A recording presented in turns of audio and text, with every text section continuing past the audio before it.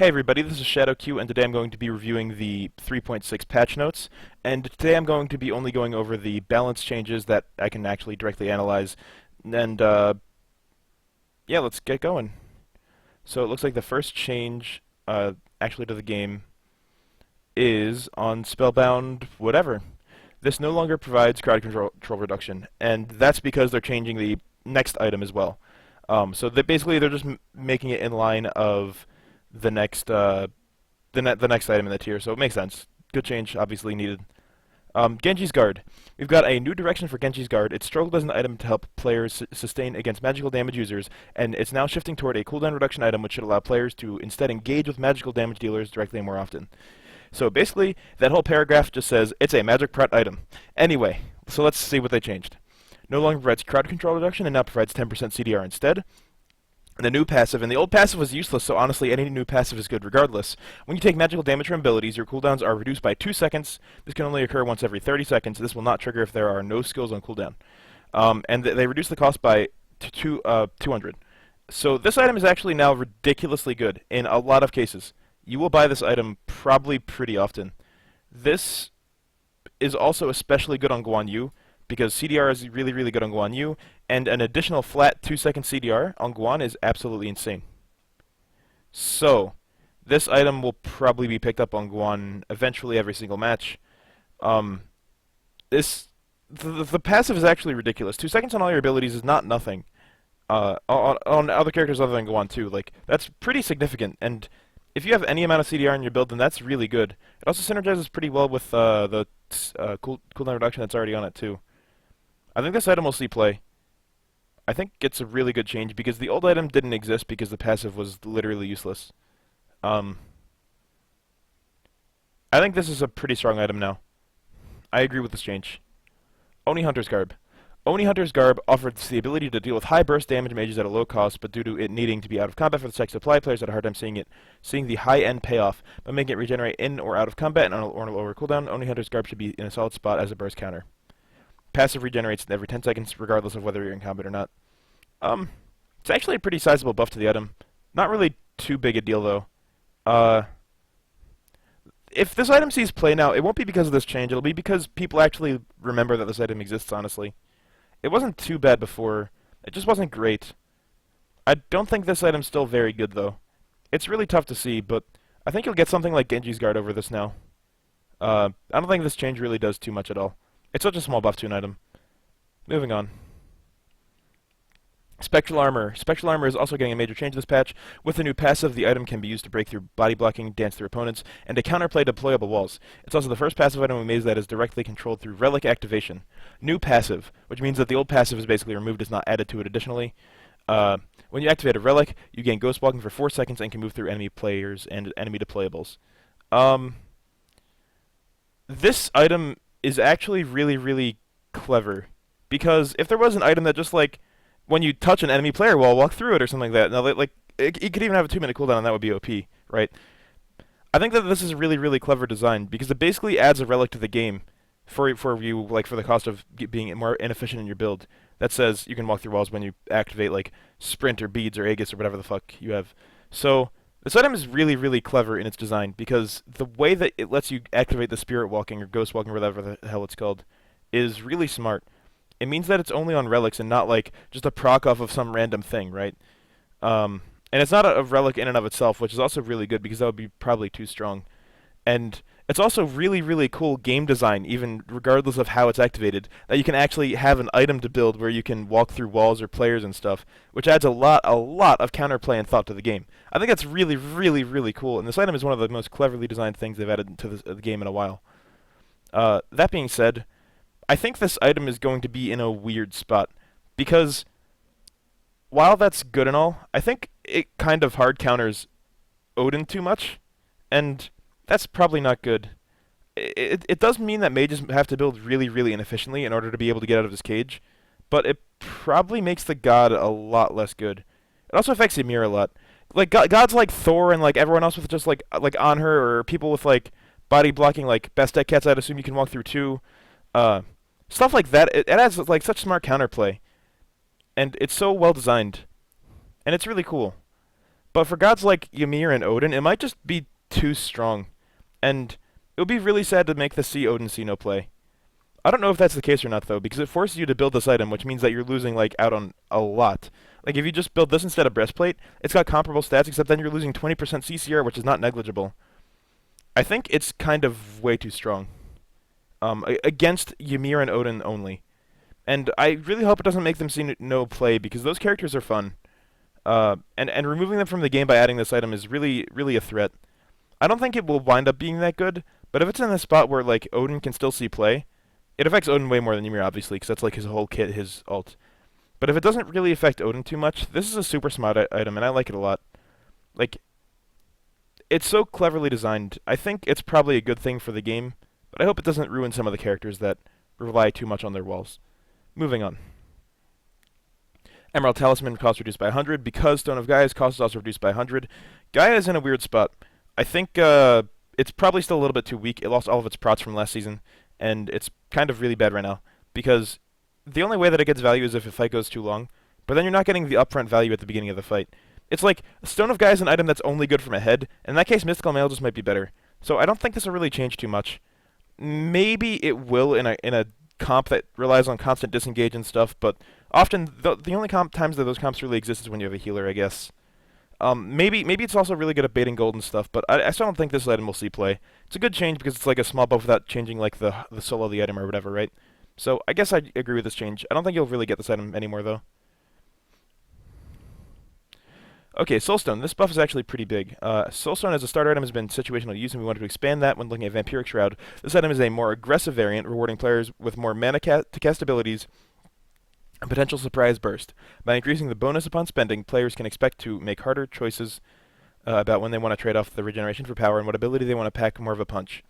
So the proc after you get 5 auto attacks is increased from 30 magic power to 60. That's kind of crazy. That's a ridiculously huge buff. And I think that's what it needs to see play. I agree with this change, I think. I don't think this will be too OP, because you also lose 100 health. But this has potential to see a lot of play. It also has potential to see play on like some weird characters like Sylvanas too. But it's probably viable on Mage's mid now. I don't think it'll be favored still, but it could be. Like, the amount of regen that you get is absolutely insane from Vampiric Shroud. Like, let's say you get all 6 last hits every wave, that's 60 health. And sure, this is better for burst, but you're also losing 100 health plus 60 every wave for not having Vamp Shroud.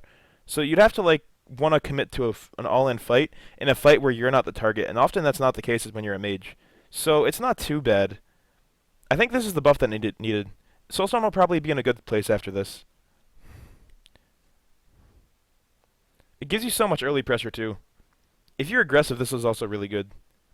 This number might wind up being too high because it might be good on some early aggressive mages, but I think a change like this is definitely what it needed, and I think it's in the right spot rather than giving it health and making it like more normalized. Like, I think this change is really good. It probably will see a little bit of play now. Maybe a lot. Maybe that number is a big change. Shifter Shield price reduced from 2,700 to 2,400. The item was kind of bad before. Now it's playable. I think this is a good change. Definitely won't be an OP item. It might not be enough to make it C-play, though. There are so many good power items already. It's a pretty good change, though. It's like where it needs to be now, I think. You can actually buy this item now. That's a really good change. I like it. Not much to say about that. Moving on to God changes. Agni is seeing a nice adjustment in his base attack speed. Okay. With this change, Stagni's passive should be less cumbersome and happen more often, especially in the early game. Increased attack speed from 9.96 to 0.86 to 1. And decreased percent attack speed for a level, which is to compensate for that, so he has the same late game. It's 14%-ish more attack speed than he had before. It's not bad. It's actually a pretty sizable buff. It's such a small buff. This isn't really like a buff as much as it is quality of life, I guess. It obviously is a buff by definition, but I don't think it has to really change Agni's viability at all. This is a ridiculously small change. This will make Agni see the exact same amount of play. This is not really anything but a quality of life change, honestly. Apollo. Oh god. Apollo is a character who excels at boxing, as well as being a constant presence for the enemy team. While effective, he often found himself lacking the extra kick needed due to his high mana cost, especially when ulting.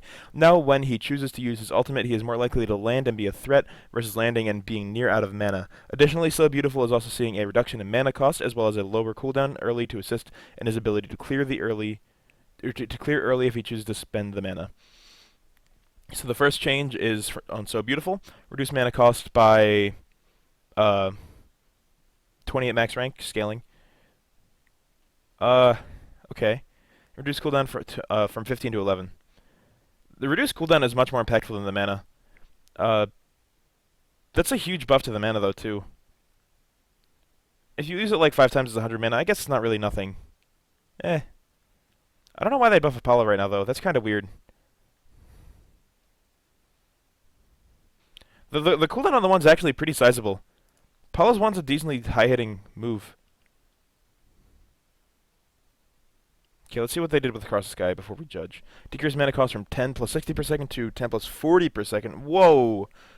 I think for casual play, this is actually a really good change, because so many bad Apollos just, like, ult back to the lane, then they're or, like, they ult to a fight, and then, like, they miss their ult, and then they're completely out of mana, and then they die because they can't dash.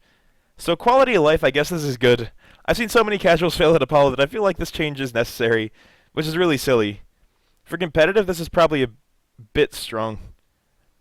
Apollo might need the help, though. I mean, like I said before, even for casuals, regardless of the level of play, like, this is kind of good for quality of life, too. Makes your ult way more useful. That's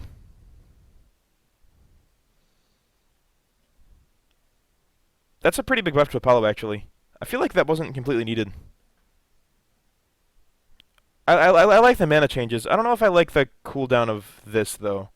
I don't know. I feel like that didn't need a buff. I'm okay with the mana being changed. I feel like this cooldown didn't need a buff. Not that it matters too much, because once you're like level like 10, you'll have this maxed anyway or whatever. So this change really doesn't do anything except mana. I think the mana change is probably good for casuals, though. This actually might be a buff to make him see a little bit more play, though. It's pretty small, though. Anyway, moving on.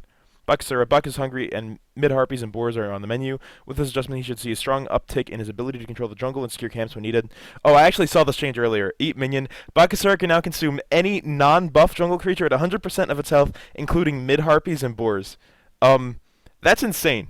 I don't... This is one of the changes that's really hard to predict how it'll pan out, but I'm actually really excited for this because it's so cheesy. Like, as Bakasura jungle, you could just start it, or even solo, you could just start at the mid-harpies and eat fucking a full mid-harpy off the bat. Or if the enemy's doing mid-harpies, you just walk up and eat one, then run away. Like, also, I'm assuming this means you can't eat Gold Fury. Because it's a non-buff jungle creature, but I'm assuming that you can't eat Gold Fury, though. This change actually might be enough to make Baka see some play, because that mid-harpy pressure is really good. But it's not just the mid-harpy pressure, it's that it gives them a guaranteed stack if they're fighting at the mid-harpies, which is actually bigger than, like, the farm that he's going to get from it regardless. So, who knows, maybe Baka will see play after this. He's in a really bad spot now. I think it's more likely in solo or something rather than jungle. But I mean, he wasn't terrible before. He just kind of was way down there. I don't think this will really change his viability in the jungle. Maybe some really good solo laners could pull it off in solo, but I think we'll see this in EU probably a lot more than NA. We'll in the SPL at least. We'll see. It's a pretty fun change though, and by fun I mean super frustrating if you're against him. Also, when you're in solo, you can actually just go and eat the one boar from the enemy. Like, that's actually crazy. That gives you such a lead. This makes Baka solo way better than he is in jungle. That's actually insane. I mean, also, if he is in jungle and you're invading their boards, you just eat one. That's so fast. Maybe he just gives so much early pressure that you can play him jungle. We'll see. It's a pretty big change. It's a lot bigger than it seems. It's really cool. Chunga. Chunga is seeing... What the fuck? How do you spell it? Chung? I've heard people say Chung. I'll just call it Chung. Chung is seeing a base damage and healing increase to Moonflower Dance. These two changes should allow her to provide more pressure in the early laning phase, where we see her struggle most. So on her 3, the healing is increased by 10 at all ranks, and the damage is increased by 15 at all ranks. That will help her laning phase a bit, I guess. That's 15 times 6 creeps. It's not useless. The healing is kind of nice. I think Chung will still see no play, though. And if she does, it'll be for the same reasons as before. I don't think this change is enough to really make a difference. It's really small.